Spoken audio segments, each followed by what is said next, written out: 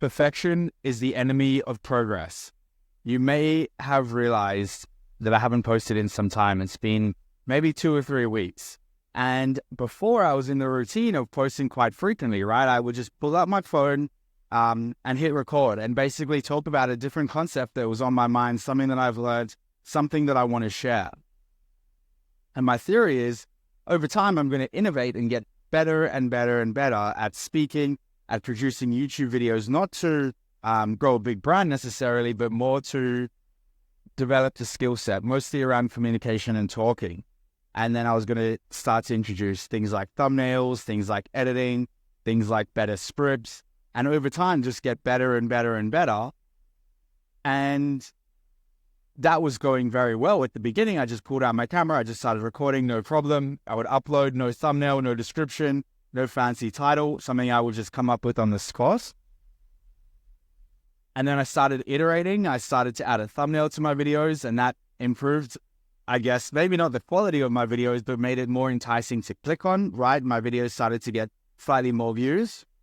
And then I started scripting some videos, and those came out really well. I think that really helped me improve my speaking, get clear on what I wanted to say, and really deliver the message in a more concise, more direct, more efficient manner with potentially more interesting concepts, because I could take the time to plan out exactly what I was going to say.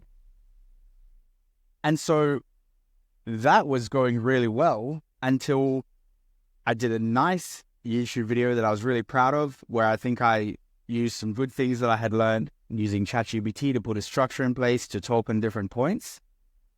And what ended up happening is I liked the results of that video, so I wanted to take it to the next level, right? Improve on it. And so I came up with the perfect script. I spent maybe 30 minutes coming up with the different points I wanted to talk on.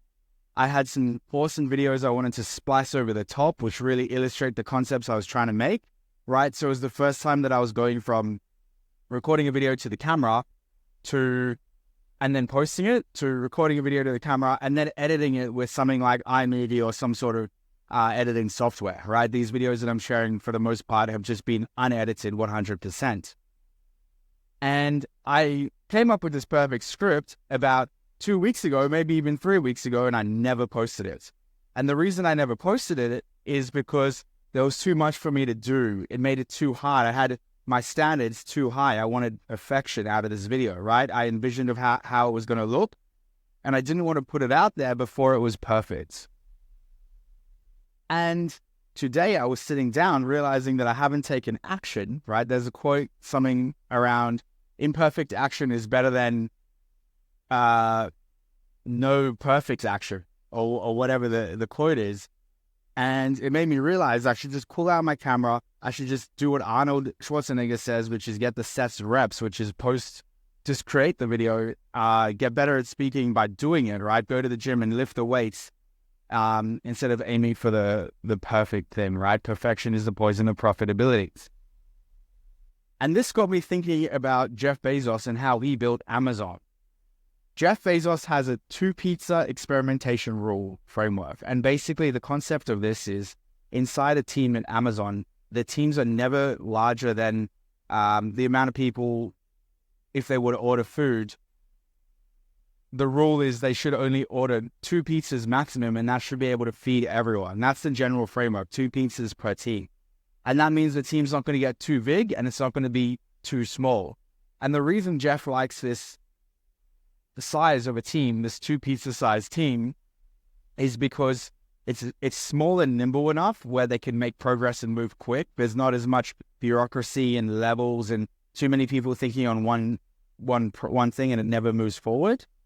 And on the other side, no food. On the other side, I'm at a cigar bar. There's a food delivery that's arrived. On the other side, the teams aren't too small where there's no accountability. So that's, and Jeff Bezos has said, a quote that's attributed to him is, the success at Amazon is in direct proportion to the amount of experiments we run per year, per month, per week, and per day. So he's really attributing his success at Amazon to running experiments. And the way you run experiments, you can't be aiming for perfection. You need to be constantly iterating. And that reminds me of another incredibly successful entrepreneur in his framework, which is Elon Musk. Elon Musk at SpaceX, he says, fail fast and fail forward. I think it's something along those lines. And the concept here is, at SpaceX, when they launched, right, they didn't know exactly how things were going to work. Obviously, if they knew how it was going to work, then anyone else could do it. So what they did is they started building prototypes, and they were actually seeking out failure. And what Elon Musk said is, if you're not failing, you're not innovating fast enough, right? If you're not failing, you're not innovating fast enough. That's a very interesting, very insightful perspective on SpaceX's philosophy of actually encouraging failure. And the way they encourage failure is just by launching, learning from what they learning from what they launched, right? And then iterating, making constant and never-ending improvements. And that's how they've been able to go from a concept, an idea, let's create a rocket ship company that can take payloads into space and then bring the boosters back and recycle and reuse them, right? A concept that not even NASA had come up with, or not even NASA had tried to do. He realized that space travel was going to be too inefficient and too expensive if they weren't able to bring back the boosters for the next launch, right? So he innovated and was able to make that happen. Now, obviously, the first time they tried this, it didn't work. The second time didn't work. The third time didn't work. And they just kept improving and iterating and learning from their past failures until they had perfected the system.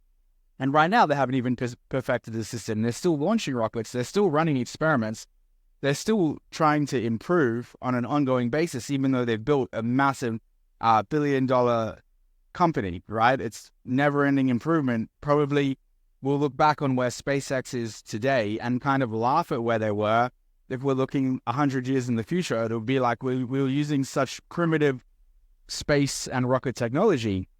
When NASA first put people on the moon, the rocket ship they used to get up there has less computer power than an iPhone that you can buy today. There's an iPhone launch coming around the corner, but it just goes to show that it takes a lot of brain power to make something like that happen, but it's not going to happen on your first attempt. You need to create prototypes, you need to experiment, you need to move quickly and fail quickly. Fail forward, as Elon Musk says. If you're not failing enough, you are not innovating enough. And Elon Musk said something else interesting. If I think of it, I'll let you know what it is. But coming back to why I'm shooting this video is because when I was sitting down and thinking, I haven't recorded a YouTube video in a while, I realized it's because my aiming for perfection is holding me back from just pulling out the camera and getting the sets and reps under my belt.